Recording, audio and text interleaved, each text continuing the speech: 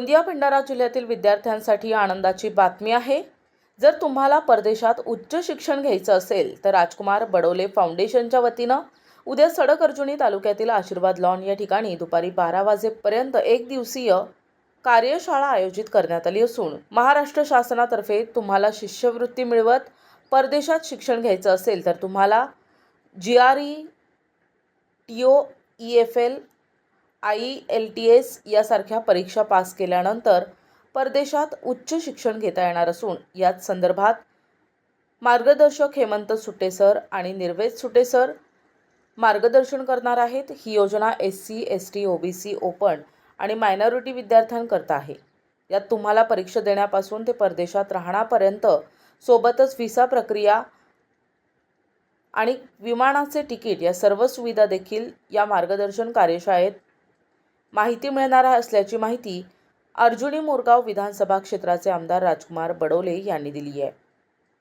तर वाट का बघता, चला सहभागी व्हा उद्याच्या मार्गदर्शन शिबिरात आणि परदेशात उच्च शिक्षण घेण्याच्या संधीचा लाभ घ्या। यासाठी तुम्हाला यावं लागेल सडक-अर्जुनी शहरातील आशीर्वाद लॉन या ठिकाणी राजकुमार बडोले फाउंडेशन घेऊन आले आहे गोंदिया भंडारा जिल्ह्यातील विद्यार्थ्यांकरता सुवर्ण संधी। सर, गोंदिया भंडारा जिल्ह्यातील विद्यार्थ्यांना परदेशामध्ये शिक्षणासाठी आपण एक कार्यशाळेचे आयोजन केलं आहे। नेमकं काय उद्देश आहे संदर्भात काय सांगाल? कुठेही कार्यशाळा होणार आहे?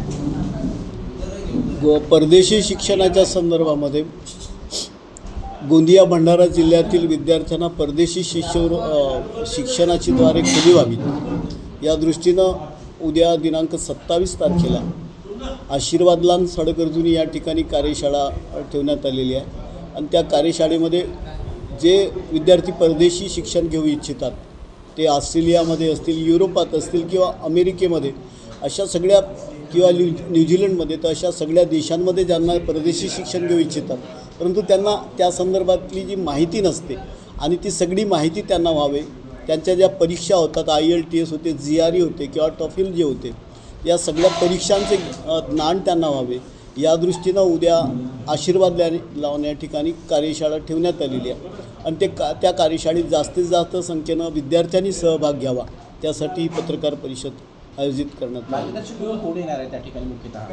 हेमंत सुटे म्हणून ते एअर इंडियामध्ये मोठ्या नोकरीवर होते, त्यांचा मुलगा पण आहे, ते परदेशात शिक्षण घेत होते आणि हे GRE आणि TOEFLची अत्यंत चांगली कार्यशाळा घेतात। त्यांच्या हातातून दरवर्षी 100 विद्यार्थी परदेशात शिक्षणासाठी जातात, त्यांना या कार्यशाळेसाठी आमंत्रित करण्यात आलेलं आहे। विद्यार्थ्यांना काय आवाहन करायला आपण उद्या या कार्यशाळेसाठी? विद्यार्थ्यांना हेच आवाहन करतो मी की आपण जास्तीत जास्त संख्येनं त्या ठिकाणी यावं आणि आपल्याला परदेशामध्ये जायचं आहे, शिक्षण घ्यायचं जर असेल तर आपण त्याच्या माध्यमातून नक्कीच तुम्हाला त्याच्यात माहिती मिळेल आणि या माहितीचा फायदा आपल्याला परदेशी शिक्षणासाठी नक्की होईल आणि म्हणून आपण जास्तीत जास्त संख्येनं त्या ठिकाणी यावं हे आवाहन मी सगळ्या विद्यार्थ्यांना त्या ठिकाणी करतो। प्रतिनिधी राधाकिसन सुटे, NTV न्यूज मराठी, गोंदिया।